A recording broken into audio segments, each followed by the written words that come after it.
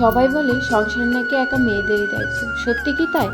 High V1, কেমন আছো? আশা করছি ভালো আছো। কাল বৃষ্টি হওয়ার জন্য আমাদের এখানে না রাস্তায় জল উঠে গেছে, ঘরে বসেই বাসন মাজা যাচ্ছে।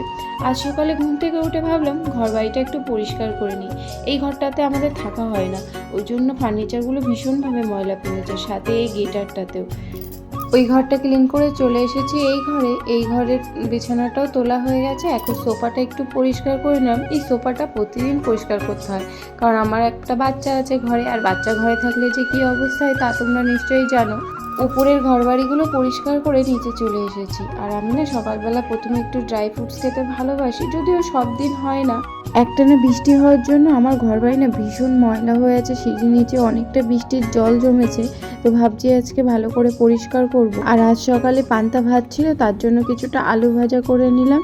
তো চলো আজকের ভিডিওটা এখানেই শেষ করছি, টাটা।